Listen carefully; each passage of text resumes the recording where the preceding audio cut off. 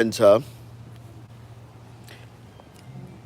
you guys already know that Lorenta and I have been together since July 27, 1986.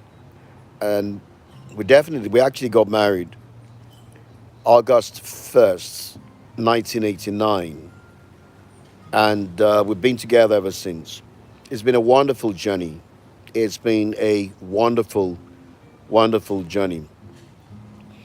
One of the things that we need to know, though, about marriage is that our marriages can actually work, but for our marriage to actually work, we have to make our marriage work.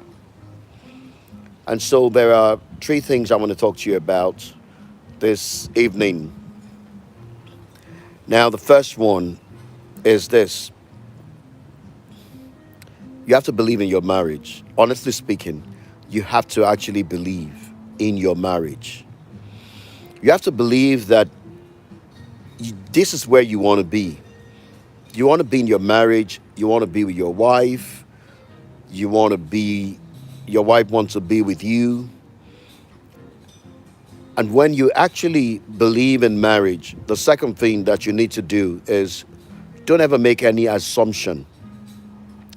Don't make an assumption that things are going to work by themselves. Things are not going to work by themselves. So there are a lot of certain things that you can do to actually make your own marriage work.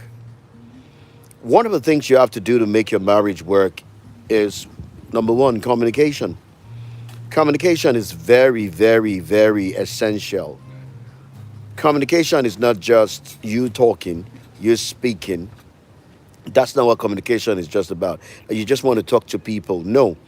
Communication is wanting to relate with someone in such a way that the person will understand you, and not just understand you, but that you are eager to also listen to the same person that you're talking to, and you want to understand that person as well. It's not about, it's about your ideas, what you want to say, what you don't want to say, what you believe, what you don't believe. It's about wanting to share in each other's lives. When you are dealing with an individual, for all of us that are actually married, you realize that our marriage, that person you're married to, is very rich inwardly, very rich, has got very rich pasts, rich memories, rich. I mean, the life of that person is so rich that you want to get into the person's world, the person's life. You want to know the person. You want to really. Like I said, Loretta and I have been together, since um, um, 1986, July 27, 1986. We've been dating since July 27, 1986. But by the time Loretta and I speak, we talk about, when Loretta opens up and tells me about her life, I'm always amazed. I'm always amazed at the stories. And by the time she tells me things that's happened to her in the past, things that happened to her before we started dating and all of that, I'm always amazed because it looks like then I'm not losing out on anything. I get to realize that I'm not actually missing out on everything I thought I missed out on initially. I realize I'm not missing out anymore because now I'm beginning to know those things.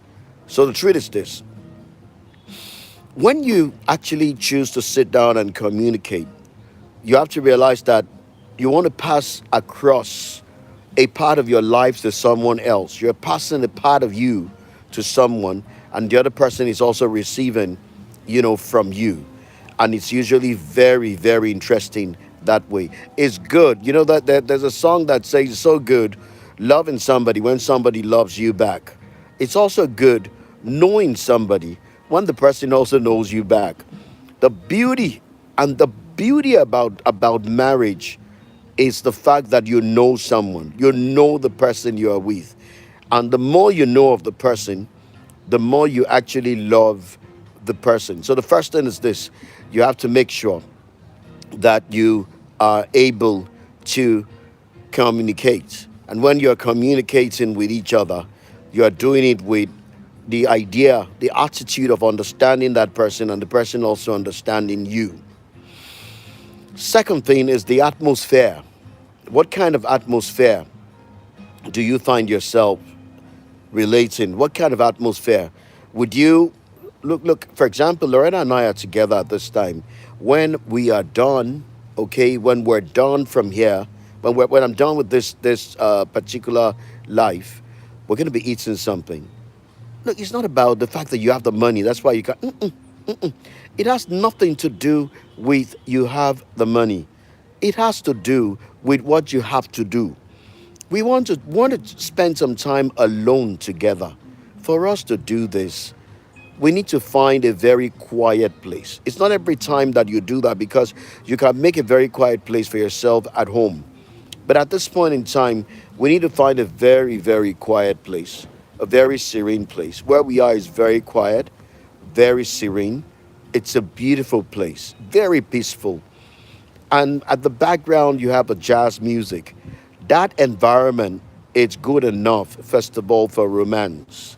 It's good enough for you to share in each other's life. It doesn't have to be that you have to be in a place where you have to have sex and have sex and have sex. No. As a matter of fact, because people, that's what most people do, they don't have time to really get into each other, get into each other's minds, get into each other's hearts, get to know each other better. And so what I'm calling for is this. Marriage doesn't work on its own. You work it out. And I've said the first thing is this. You have to be able to communicate. Communication is important. While you're communicating, you have to make sure that your goal is to understand and be understood. And then to do that, like I said, the environment in which you're doing that also matters a great deal. You have to know places both of you can go to be together alone. Your relationship in marriage must grow. You need to grow it. It gets better and better and better when it grows. And so you need to actually grow it. Now, so at the end of the day, when we say you need to learn to communicate, you need to look for the right environment to make that happen. The last thing I'm going to talk to you about right now is you need to be kind to each other. You need to show a lot of kindness. Kindness is watching the other person, making sure the other person is very, very comfortable, making sure that the other person is very relaxed. It's very important. It's very important. Don't just assume that the person around you, it's just comfortable. Make the person comfortable. Ask the person what the person really wants. Ask your spouse, what does she want? What does he want? Familiarity in marriage should not breed contempt. Familiarity in a marriage should never, ever breed contempt. We must not get to that place where we're living in contempt of each other. No. Familiarity should actually breed love. Love and more love and more love and more love and more love. And guess what? By the time we're beginning to put some of these efforts into a marriage, you can be sure about something. We will have less people getting divorce. We will surely have less people going for divorce in their lives. We can actually quit, we can stop divorce, we can kick divorce by the things that we do in our marriages. And honestly, the marriage itself already has growth challenges. Marriage already has its growth challenges. What you're going to grow through, we don't need to add more stress to it. And so what have I just said to you, even as I log out now? It's very simple. We need our marriages. Our marriages has potential. For our marriages to work, we have to do a lot about it. We must never ever take our marriages for granted. Much more, our children need our marriage. The society needs our marriage to work. The organizations that we work in need our marriage to work, because if our marriage does not work, we're going to have a lot of stress at work, a lot of issues at work. And so our marriages need to work, because it becomes a blessing to every other person around us. My name is Jerome, and this is Jerome is talking right now to you.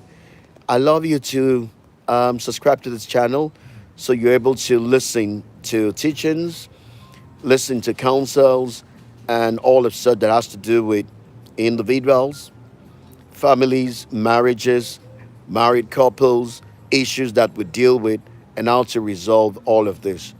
Let's make our society a wonderful place to be in.